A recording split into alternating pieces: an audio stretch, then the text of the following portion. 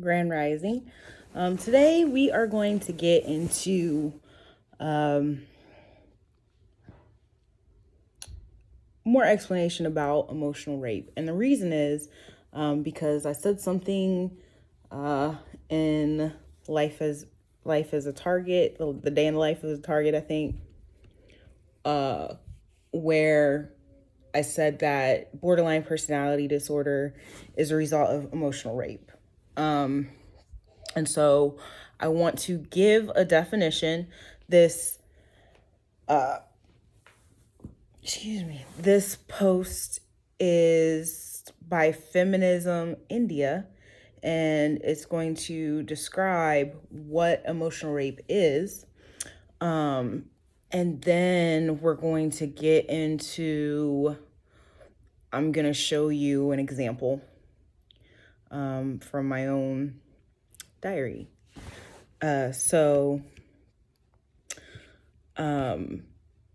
What is emotional rape? Though this kind of rape is not much talked about or discussed, it may not be recognized by this terminology, but it is faced and experienced by almost all of us. Sexual rape is a violation of someone's body, and emotional rape is a defilement of emotions, feelings, and above all, the human soul. Covert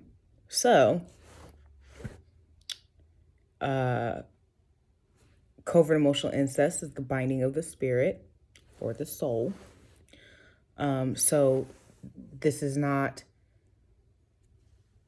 anything that is limited to experiences with partners. And she's very accurate to say that is faced and experienced by almost all of us. This is in India. India, I want to just say India is very on point. The majority, when I first started studying covert emotional incest and stuff, India was one of the first articles I found about it. You guys are on point. Great job. Let's keep up the great work. Okay, so I have come across people who have undergone this underrated trauma. I have found many similarities between emotional and physical rape. Like sexual rape, this assault also happens without consent. But a point to note here is that in this case of emotional rape, the lack of consent is contained in what the perpetrator doesn't say about his or her hidden agenda. Both forms of rape can be very devastating, and specialized programs for rehabilitation are required. When it comes to physical rape, trust is completely shattered. The survivor is never able to love or trust anyone, and obstacles to recovery are also similar. There are possibilities of re-victimization of the survivor by friends, family, and society. Okay, so when you are experiencing emotional rape by a friend, that might be a friend that they only want to be your friend because you got a car. And so they do a whole bunch of flattering things to you to gain your trust. And then they only really bother you when they need a ride. In terms of family, the family dynamic of covert emotional incest is emotional rape. And it's going to happen from every family member because they're all being programmed to do this. And what you'll find in the family is that majority of them have been emotionally raped. And they're all just reenacting this trauma to each other. And in society, if everyone has experienced it, then that we naturally do this to each other without realizing it. Okay, so blah blah.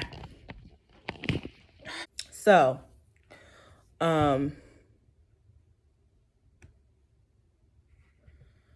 when it comes, I'm sorry. There is a common tendency towards self-blame and silence about what had happened.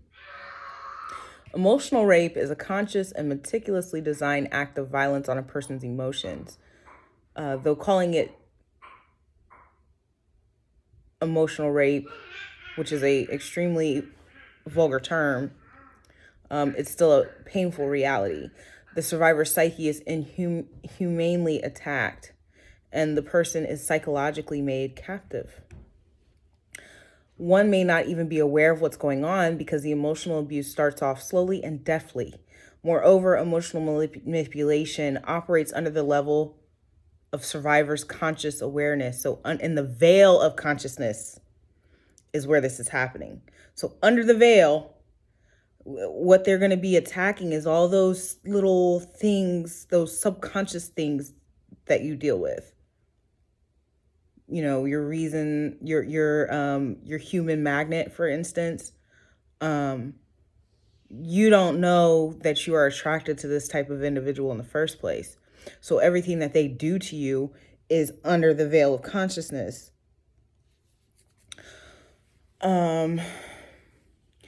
Though men have equal chances of being victimized, here I am using he as the rapist and she as the survivor, since women and girls are more emotionally vulnerable. I do not agree with this statement. In fact, it's a contradictory statement in the sentence, because if men have an equal chance of being victimized, that means that they have the same level of emotional vulnerability. She's just choosing he and she because likely she deals with more women than men, because it's always been a system of not acknowledging men's physical and sexual assaults. So why would they acknowledge emotional assault? They wouldn't even they can barely acknowledge the physical, and that is a part of society. When she said being re-victimized by society, this is why she chose to use she instead of he as a victim, because it's not that they're less emotionally vulnerable. It's the fact that society does not recognize men as being able to be raped in any way. So she didn't even recognize her own. It's okay. That's why I'm here. I'm here to help. All right. So I'm not going to use any gender specifics just to make this right her wrong here. Okay. So the rapist is alluring and extraordinarily caring. They show so much admiration and tell their victim how awesome, how understanding, how dazzling they are, making them feel alive, sexy, and euphoric. They feel safe and cherished. There is a sense of gratification which they have never felt before in their life. It's really interesting because when I'm reading this, this is how I actually describe the man of the hour making me feel.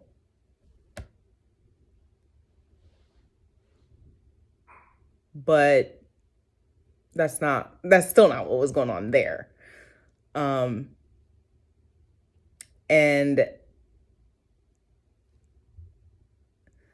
we'll get deeper into that. The perpetrator is fully equipped with the knowledge of the words to use and acts charismatically to manipulate the survivor into a relationship.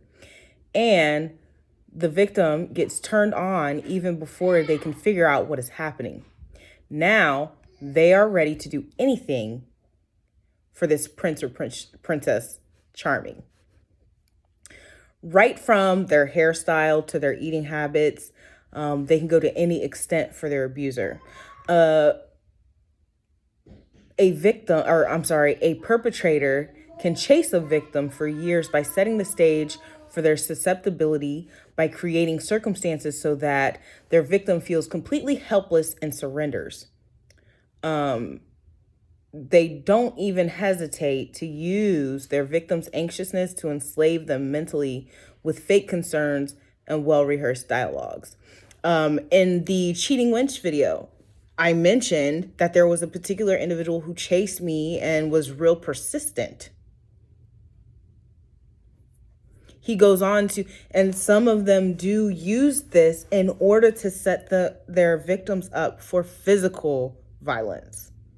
Okay, so such people set this kind of stage for their personal gains and an unobjected supply of sex. The hidden motive can be of taking power and control and getting what they desire, such as sex, money, or influence, destroying the survivors emotionally, psychologically, spiritually, and physically in the process. They are not bothered about the destruction of the relationship or the emotional damage they inflict. They also are immune to accountability. When the rapist wants to leave their victim, they would not mind telling their victim that they can no longer cope with their victims anymore, that they are now just boring to them, and not the person they thought they were, and they are now done. The magical soulmate relationship goes from heaven straight into hell. During emotional rape, the survivors are already vulnerable, coping with a whole lot of dependence and addiction. They want to believe, that would be their dependence and addiction. That would be their human magnet, their veil of consciousness. They want to believe that what they are being told or what all is being done to them. So they're going to believe, okay, I am negative. I am bad. I am a problem. While the survivor puts a lot of energy into building relationships, the assaulter uses energy to build a false persona around themselves. So this is going to be a narcissist. This is going to be a psychopath. This is going to be a sociopath. These are going to be these more extreme mentally ill people. And they rape the positive out of the relationship.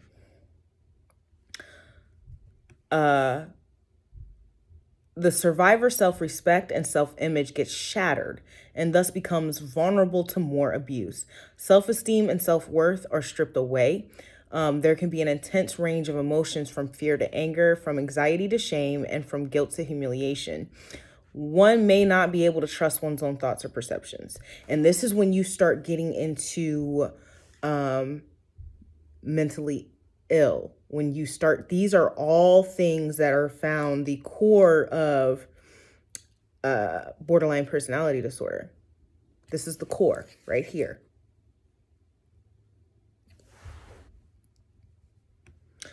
The survivor can have extreme difficulty making decisions. Survivors suffering from conflicting emotions experience all the traumatic after effects of both rape and loss. And this is why some people come straight out of high school with BPD. Their parents are the ones doing this. Oh gosh, you're such a... I am not. I'll tell you when I am. Please go. You want to be with me 24/7? We was just chilling, bro. Bro, it's only been 15 minutes. Like, I can't even get 15 minutes. See, now me talking to this child like this, I can't even get 15 minutes without you. It's taken a long time ago. That's actually a way to make your child think they are the problem and they're not positive. Imagine going through that for 20 years. And so now when you're 20 years old, you are experiencing these issues. What a perfect fucking example. Okay? I don't plan on talking to my child like that all the time. But this, because we are single, I am single. There is no trade of power or time. This is actually a real emotion that I am feeling. But unfortunately, it's projected onto him. Covert emotional incest, ladies and gentlemen. Okay. So, the survivor can have extreme difficulty making decisions. Survivors suffer from conflicting emotions, experiencing all the traumatic after effects of both rape and loss. These emotional responses are like that experienced by survivors of emotional rape. It's a pattern commonly identified as post-traumatic rape syndrome, although survivors of emotional rape are unaware this is happening to them. There can be denial, isolation or loneliness, feelings of being had or used, depression, suicidal tendency, rage and obsession, inability to love or trust, loss of self-esteem, confusion, erratic behavior, hidden and delayed reactions, fear and anxiety. So here's what we're going to do real quick.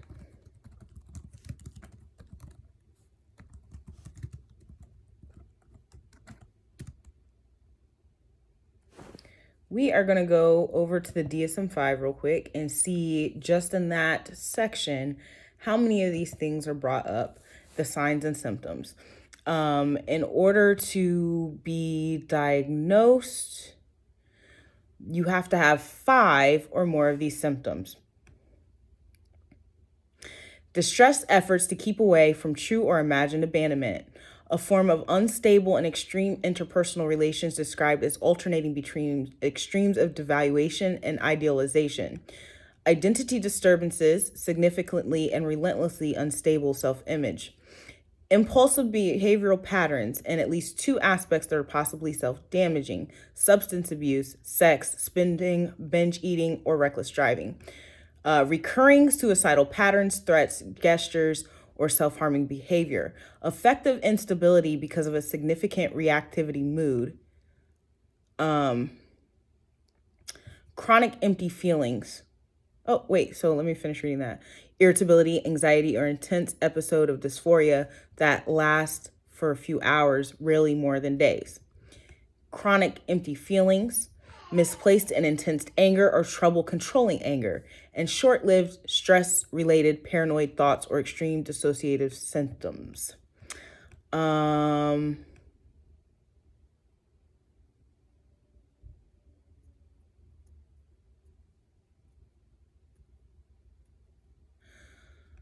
So,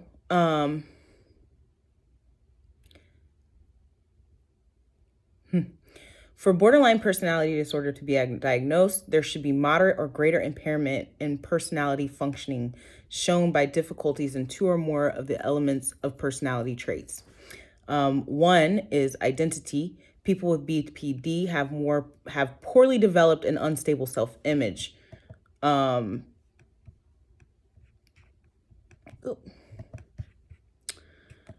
So this often is evidenced by the symptoms of such persistent feelings of emptiness and brief episodes of delusions, especially under stress.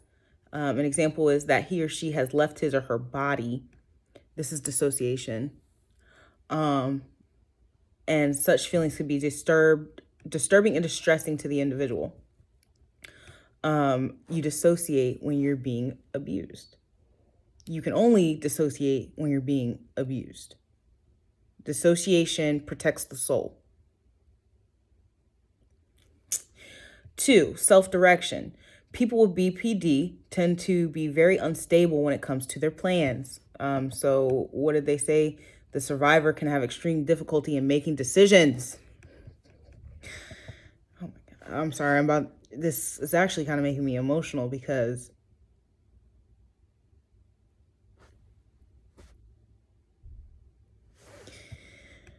empathy. People with BPD often find it challenging to recognize the feelings and needs of others. They tend to be more prepared to believe that other people have an act towards them negatively. They therefore often get insulted or hurt easily. So that would be inability to love or trust, because that's what that is. That's the inability to love and trust, because you think somebody's going to do something to you, and that is because somebody has done something to you. And then therefore you cannot give proper love. And intimacy. People with BPD often have very intense and unstable relationship. They often go from periods of extreme idealization of their partner to periods of extreme devaluation of the same partner, depending on their perception of their partner leaving them. So that's fear and anxiety. That is the inability to love or trust. So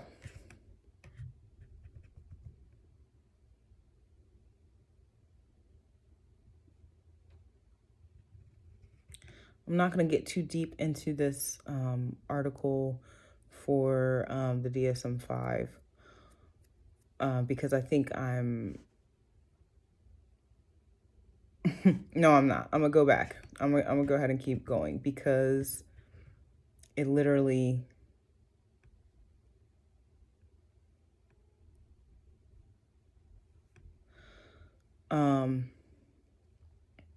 So it goes into pathological personality traits. The emotional liability, people with BPD may find that their emotional responses are more intense and out of proportion to the events that they are reacting to. That is erratic behavior, and rage and obsession. Anxiousness, people with BPD might find that they experience intense feelings of nervousness, tenseness, and panic, fear and anxiety. Separation insecurity, people with BPD are often being scared of being left alone by those close to them. And so that would be isolation and loneliness. Somehow I just hit the back button and ended up on a different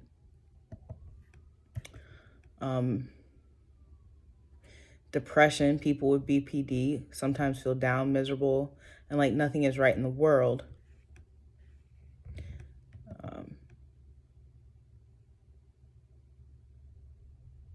That's loss of self-esteem.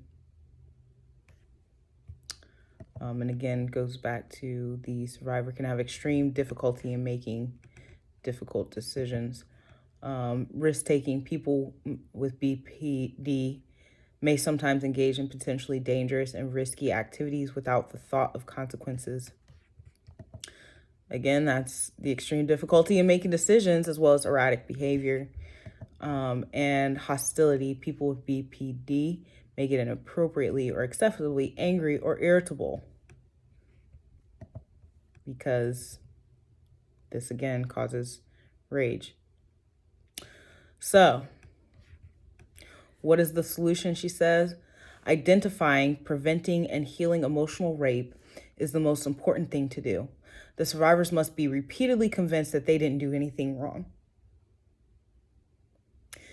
that they are not to blame for what happened to them, and that recovery is possible. The survivors must learn how they can recover and become survivors. Only after this underrated trauma is properly identified can survivors begin to heal their wounds. The assault has to be discussed honestly and openly as individuals and as a society, to prevent the spread of this destructive behavior. Unfortunately, the judicial system doesn't have provisions for this crime. This is in India, so you know they don't got it in America. Emotional rape, emotional violence at all has no laws. And so that is how you get a whole bunch of mentally ill people. Mentally ill people are doing this and causing mentally ill people. So we're going to get into, I'm going to give you my account.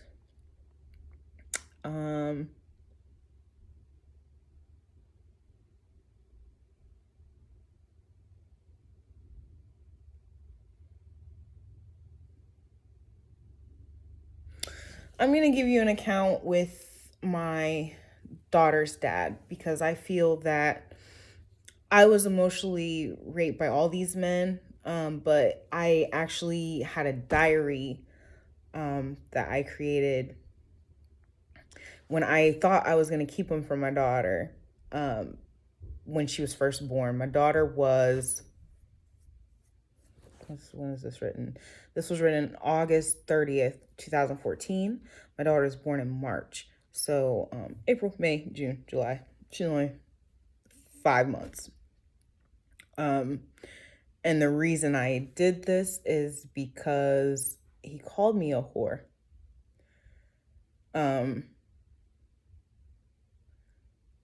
So I'm going to read a few excerpts. This was called 21 Days of Silence Diary. And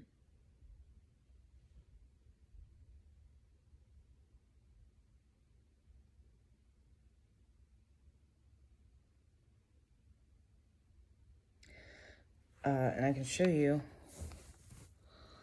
you can see the dates. So I didn't edit anything. I didn't change anything to fit my narrative. Everything right here in my phone. Okay. So, Saturday, August 30th. On August 22nd, I slept with someone else 2 years ago. I spent 3 days sending emails, texting, and calling, wondering why he was angry, trying to justify my actions. The fourth day, the baby and I saw him, and he didn't speak to me at all. The fifth day, I sent another email asking him to excuse the behavior because I suffer from BPD traits. And this is because when I met him, I had already been emotionally raped by my oldest child's father, and there was no healing done. I met him. He and I, my son's father and I split up, and he immediately took me to court because I killed a dog. And I was still in court proceedings. I literally met him the week after I got out of the psych ward for that. So I didn't sleep or eat well for these 5 days, and my house and hygiene were suffering from a terrible mess. The sixth day, I found this very short response in my inbox that said Ashley equals imposter. That's it. I flew into a rage. I cussed him out swiftly and stepped outside to smoke a cigarette. When I came back in, I sent one last email. No, I will tell you when I'm done. Oh, not yet.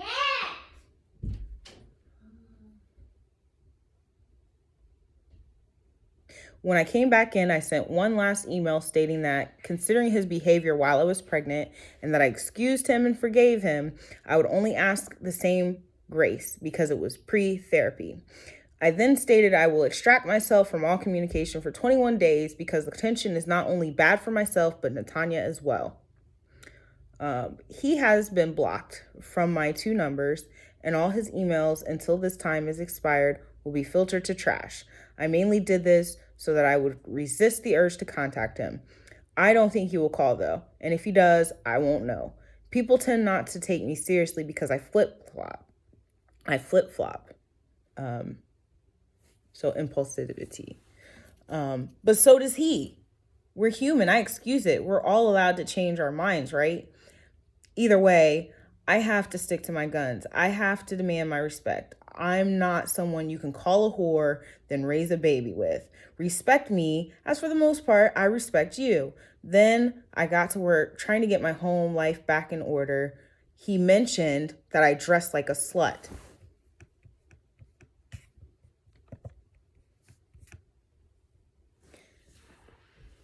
So I cleaned my closet of clothes that weren't flattering. This wasn't motivated just by his opinion. I thought that before, but decided to make the change. Inception. I didn't think that before. And in fact, in this past year, I have dressed more slutty than I've ever dressed in my life. Because of this. I really only came across this a couple times. Like I came across this actually this time last year. And then I came across it again this time this year. So in the last year, I have dressed more slutty than I've ever dressed. And it's literally because of this, because I never actually believed that about myself. I've never dressed like this. I wear low-cut tops. So do plenty others. I wear tight-fitting clothes sometimes. So do many others. It doesn't mean I'm a slut. And I felt that I dressed very well. The way I was raised, that's just not anything that we did. Booty shorts, little tube top, barely covered. Never. I never dressed like that before. I just started dressing like this. Because it's a fuck you. So,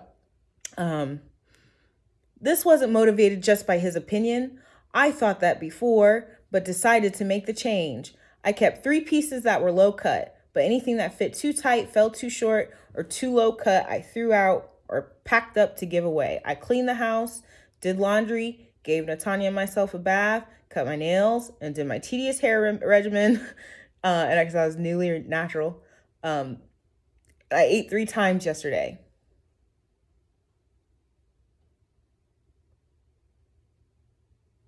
I feel sad because I want him to understand. By pulling away, I'm planning on working to get over this. I want to be over it. I am not bad and I am not fraudulent. That is his opinion. And I am sure that I am genuine in most things that I do. In the things I fail, I want to be better and do not have to prove this to anyone. In these first days of drama, I felt like I needed him to forgive me. If he didn't at all, I would be lost. I was fearful of being alone because I care about him. And as of late, he is my only acquaintance outside of family. I think validation is a word that comes to play here, and I'll explore that thought and journal it tomorrow. Resisting the urge to text him and have a circular conversation is grueling. The thing is, just like my oldest child's father, he is excellent at executing the silent treatment. So I end up looking crazy just texting to someone who isn't responding. I don't want to do that because Ashley isn't crazy. I refuse to allow him to invoke my emotions anymore. I refuse to allow anyone to do that anymore. I am doing this because I no longer desire the lack of emotional intelligence that I possess. I am intelligent and I can be emotionally intelligent as well. Something that crossed my mind several times is, what was my motive behind telling the truth? Because my thinking is much different now, because he deserves my respect, because I couldn't hold on to it any longer. That if he wished to be in a relationship with me, I didn't want it to be based on a lie. I expected him to be reasonable. And things were getting too hot. I wanted him to hate me like I hate me, since I can't have him. Out of what I told him and what I've told myself, literally the only one is true. I love him without a doubt. He is one of the few people I wanted to be with. I could go on and on about how wonderful he is, but now is not the time. The day before the email, I told him I didn't want to engage in sexual activity because I had been performing oral sex frequently. Remember, I did not touch anything. This is I would do it every day if he would just love me, because I enjoy the act and I enjoy him. And before this secret came out, he called me several times a day. We enjoyed time together. I would help him get things done and vice versa. Outside looking in may have considered us a couple, but he refused emotional closeness, and besides oral, all other sexual activity was banned. So that is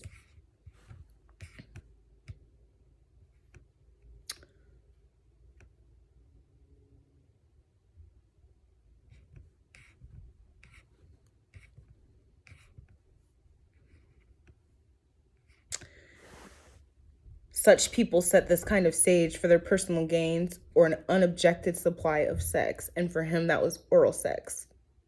Unobjected. I did not object at all. This went on for months. And then, we'll get there.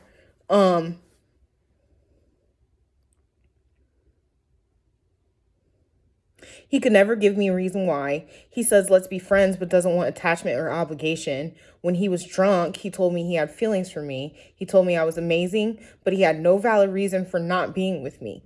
So that night, August 21st, I told him after going about this way for 3 months, I wouldn't be doing this anymore. I didn't want my heart to get broken. That is true. He has already, in my opinion, broken it twice. I guess telling the truth made it impossible for him to reel me back in. Now there is valid reason for him not to date me. Now there's substance. And now I know he won't get the chance to break my heart. This is making me emotional, and it's making me emotional because it's just so on point.